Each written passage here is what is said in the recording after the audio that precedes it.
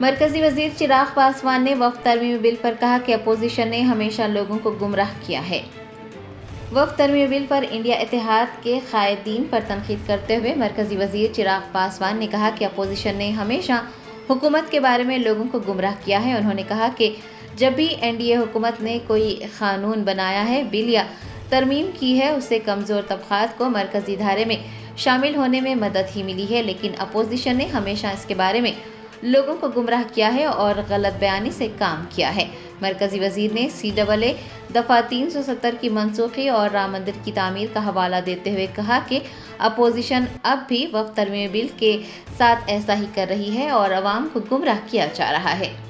विलास के ऊपर सवाल उठाते हैं, मैं उनको भी कहना चाहूंगा कि आपकी नाराजगी मेरी सराखों पर कोई दिक्कत नहीं। आपकी नाराजगी तो मेरे उस पिता से भी रही थी जब उन्होंने 2014 में एनडीए का साथ देने का काम किया।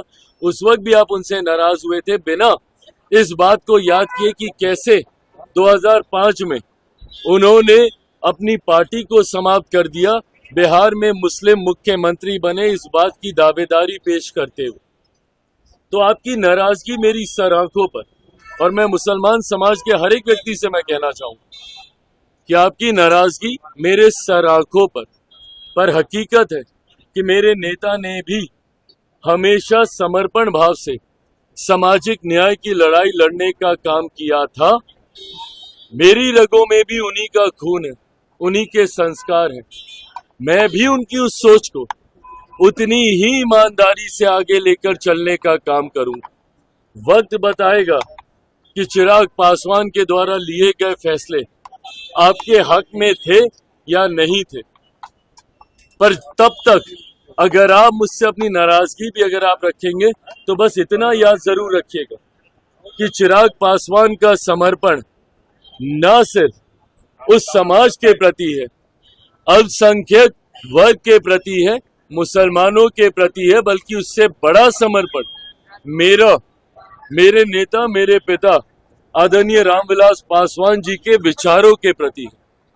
मेरा कमिटमेंट उनकी आइडियोलॉजी के साथ है और उनकी आइडियोलॉजी सामाजिक न्याय की रही है, और इसके साथ चिराग पासवान ने ना कभी समझौता किया था, ना कभी भविष्य में समझौता करेगा।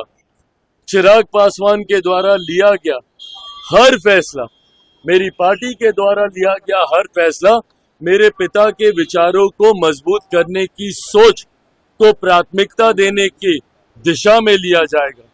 समाज में सामाजिक न्याय को बढ़ाने की दृष्टि के साथ लिया जाएगा, समाज में सद्भावना को बढ़ाने की सोच के साथ लिया जाएगा, और सबको, समाज के हर वर्ग को बराबरी का मौका मिले, अवसर मिले, इस सोच के साथ लिया जाएगा।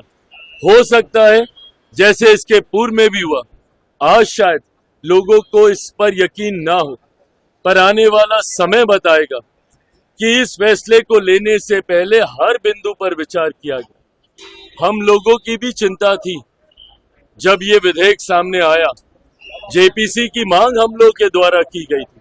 हम लोग चाहते थे कि इस पे एक विस्तृत चर्चा हो।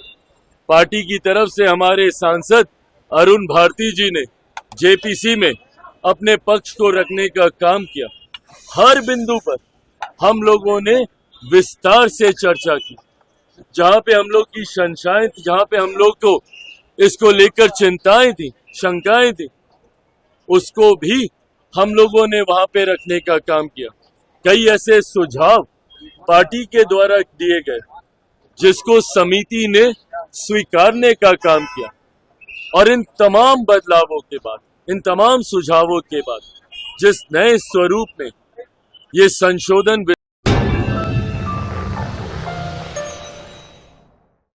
Germanton super speciality hospital national award winner doctor Mir Jawad Zar Khan, German trained senior orthopedic surgeon and director, माहिर डॉक्टर्स डॉक्टर वासिफ आजम और doctor Bharvi Chanduri, senior cardiologist और दीगर डॉक्टर्स नुमाया खिदमत अंजाम दे रहे हैं। Robotic surgery, advance cath lab, MRI, operation theatre, ICU, 2D ultrasound जैसी सहूलियात से आरास्ता कॉर्पोरेट लेवल हॉस्पिटल। वाजबी फीस में हर मर्ज से शिफायाबी के लिए Germanton super speciality hospital, Attapur.